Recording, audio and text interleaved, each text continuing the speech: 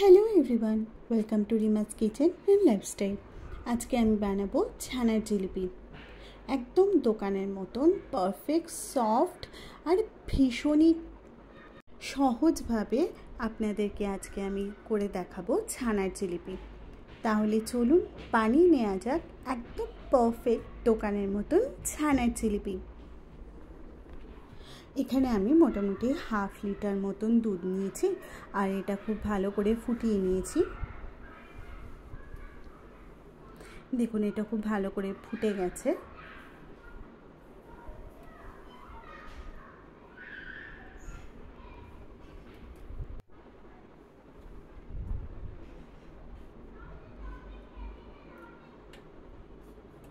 এবার আমি অল্প অল্প করে একটা পাত্রে আমি ভিনিগার আর জল মিশিয়ে রেখেছিলাম, সেটা অল্প অল্প করে আমি এর মধ্যে দিয়ে দিচ্ছি। আপনারা চাইলে এখানে লেবু ইউজ করতে পারেন, কিন্তু যখন আপনারা ছানাটা তৈরি করবেন তার আগে কিন্তু গ্যাসটা বন্ধ করে দেবেন। ছানা যখন তৈরি হয়ে যাবে তখন যদি গ্যাসটা অন থাকে, যদি দুধটা তখনও ফুটতে থাকে, তাহলে ছানাটা ভীষণ শক্ত হয়ে যায়। তো ছানার মধ্যে যে নরম স্পঞ্জি ভাবটা ওটা চলে যায়। তো যখনই আপনারা ছানা তৈরি করবেন, দুধটাকে খুব ভালো করে ফুটিয়ে তারপরে গ্যাসটা বন্ধ করে অল্প অল্প করে এরকম আপনি লেবুর রস দিন, ভিনিগার দিন, যেভাবেই আপনি দুধটাকে কাটান না কেন, সেটা অল্প অল্প করে এরকম আস্তে আস্তে করে নাড়িয়ে ছানাটা তৈরি করবেন। তাতে কিন্তু ছানাটা ভীষণ সফট হবে আর খুব একটা বেশি হার্ড হয়ে যাবে না। তো দেখুন ছানাটা একদম রেডি হয়ে গেছে। এবার আমি এটাকে মোটামুটি আধ ঘন্টা থেকে 1 ঘন্টা মতন জল ঝরতে রেখে দেবো। এবার আমি এখানে একটা বড় কাপের হাফ কাপ মতন চিনি নিয়েছি আর সেই কাপেরই 1 কাপ মতন জল নিয়েছি, নিয়ে ভালো করে একটা সিরাপ বানিয়ে নেব। এবার আমি দিয়ে দিলাম একটুখানি লেবুর রস, যাতে যদি চিনির মধ্যে কোনো নোংরা বা পার্টিকেলস থাকে সেটা যাতে ফেনার মতন হয়ে উপরে উঠে আসে। তো আমি এবার চিনির রসটা ভালো করে একটু নাড়িয়ে নিলাম। চিনির রসটা কিন্তু খুব একটা বেশি আপনারা ঘন বানাবেন না, তাহলে কিন্তু ছানাটা যখন ফুটবে তখন কিন্তু সফট আর স্পঞ্জি হবে না।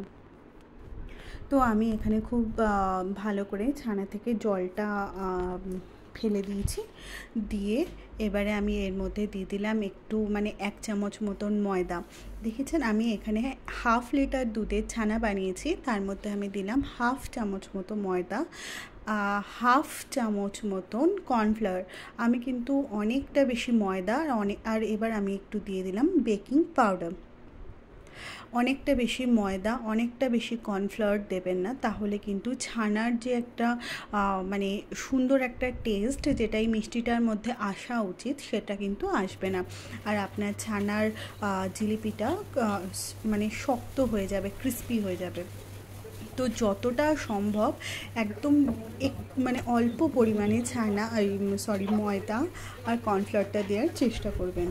তো এবার জাস্ট আপনাদের কাছে যেটা হচ্ছে সবথেকে ইম্পর্টেন্ট কাজ, সেটা হচ্ছে ভালো করে ছানাটাকে মেখে নেওয়া।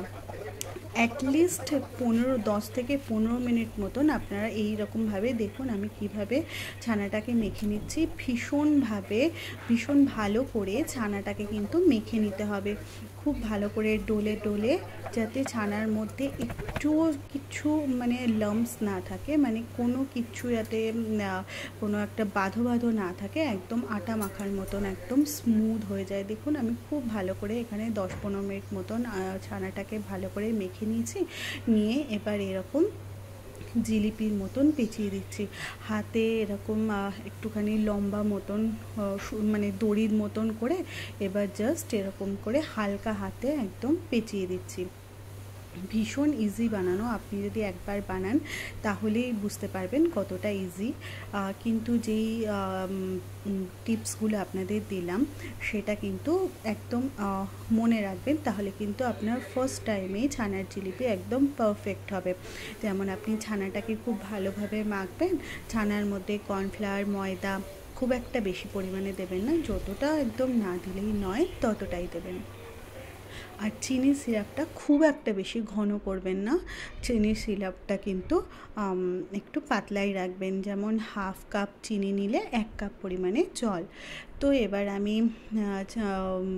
ওই ছানার জিলিপিগুলো তেলের মধ্যে দিয়ে একটুখানি লাল লাল করে ভেজে নেব। গ্যাসের ফ্লেমটা কিন্তু মিডিয়ামে রাখবেন, বেশি জোরে দেবেন না, তাহলে কিন্তু আবার ছানাগুলো বেশি স্টিফ হয়ে যেতে পারে, পুড়ে যেতে পারে। তো আমি এরকম হালকা লাল লাল করে ভেজে নিয়েছি। এবারে আমি দিয়ে দেবো চিনির রসের মধ্যে। ছানাটা যখন আপনারা জল ঝরাবেন, ছানাটা মাখার আগে কিন্তু অবশ্যই দেখে নেবেন ছানার মধ্যে যেন একটু পরিমাণে জল না থাকে। ছানাটা কিন্তু খুব ভালো করে জল ঝরিয়ে নেওয়াটা ভীষণ দরকার। তো ব্যাস, এবার দেখুন ভালো করে আমি ছানার জিলিপিগুলো ভেজে নিয়েছি, এবার উঠিয়ে নেব। এবার আমি ছানার জিলিপিগুলো একে একে যে চিনির রসটা করে রেখেছিলাম, দেখুন চিনির রসটা করে রেখেছিলাম ওর মধ্যে আমি দিয়ে দিয়েছি। দিয়ে এবার জাস্ট 3-4 মিনিট মতন গ্যাসের ফ্লেমটা হাই করে ছানার জিলিপিগুলো একটু ঢেকে দিয়ে আমি ভালো করে একটু ফুটিয়ে নেব, যাতে খুব ভালো করে প্রতিটা জিলিপির মধ্যেই ভালো করে রস ঢুকে যায় আর ভীষণ একদম নরম তুলতুলে যাতে হয়। তো আর জিলিপিগুলো যখন ভাজবেন খুব একটা বেশি সাদা সাদা কিন্তু ভাজবেন না, একটু লাল করে ভাজার চেষ্টা করবেন, না হলে কিন্তু যখন আপনি রসের মধ্যে ফোটাবেন তখন কিন্তু ভেঙে যেতে পারে।